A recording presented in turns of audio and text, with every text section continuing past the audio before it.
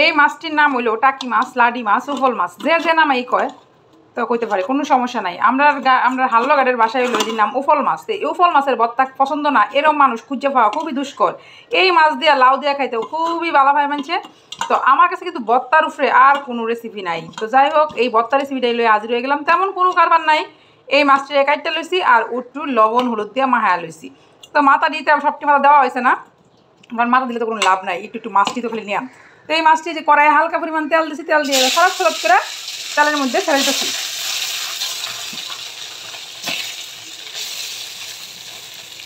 কারণ কি মাছটি সিদ্ধ হওয়ার লাগবো, এখন মাছটি সিদ্ধ হওয়ার দিকে ছেড়ে তো দিলাম, ঠিক আছে, ছেড়ে দিয়ে তারে আবার এটা দিয়ে রেখে গেছি।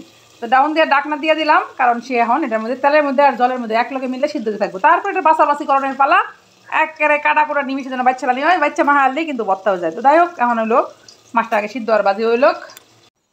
এইবার ঝটপট বাসনের পালা, বাসন লাগবো কিন্তু খুবই বালা করে। অনেকে আবার কাটা কোটা শুদ্ধাই বাসা খাইতে, কিন্তু আমার ঘরে একটু কাটা থাকলেও খাইতো না, একেবারে একটু একটু একটু একটু একটা একটা করে বাসন লাগবো। এই জন্য ডাইল বাছতাছি, এই জন্য চাউল বাছতাছি, এটা কোনো কথা? মাছের কাটা বাসন কি অত রঙ্গ নাকি? অত সহজেই বাসন যায়? কিন্তু কি আর করণ, স্বাদ কইরা খাওয়াইতে চাইলে আর ঘরের মানুষের মন জয় করতে চাইলে এরকম নিখুঁতভাবেই কাটা বাসন লাগবো। তো দীর্ঘ ঘন্টাখানিক বইয়া গুতাইতে গুতাইতে কাটা কুটা বাসা শেষ। এইবার হলো পেঁয়াজ মরিচের ফালা। এইবার পেঁয়াজ মরিচ ধনিয়া পাতা আর কতটা আদা কুচি এক লগে ফলা ফলা ফলা ফলা করে এলছি।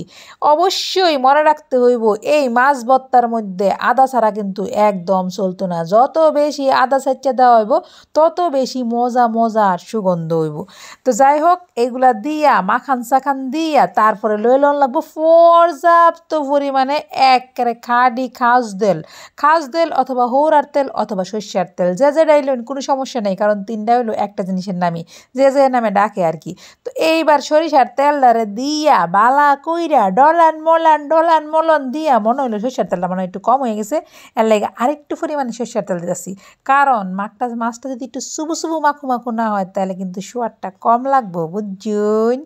এর লেগে আরেকটু বেশি পরিমাণে সর্ষের তেলটা দিয়া, মানে হৌরার তেলটা দিয়া একেবারে কষলে তারে মাখা নিতেছে। কিন্তু আমার কাছে আবার পেঁয়াজটা যদি একটু কামড়ে কামড়ে করে তাহলে একটু বেশি ভালো লাগে আর কি। যার জন্য পেঁয়াজটা কিন্তু একেবারে খুচুর না ফেললে আমি উটু বড় ফলছি, যেন একেবারে মাছ সিদ্ধর লগে লগে মুখে গরসে পেঁয়াজ যে পরে আর কি। এই ভর্তার মধ্যে অবশ্যই পেঁয়াজ কাঁচামরিচ এটি একটু বেশায় দেওয়ান লাগে। তো এই যে অবশেষে চটকা বটকা আমার একেবারে সুস্বাদু মাছ ভর্তা রেডি। এখন এই যে এরম কইরা একটা মুডা বানায়া এরম বানাইতেছি, এর কারণ হলো ঘরের সদস্য সংখ্যা একটু বেশি। তো তারা যদি সবার না হয় তাহলে কি আর চলবো? একজন যদি একটা খেলায় তো বালা থাকুন সবাই, টাটা।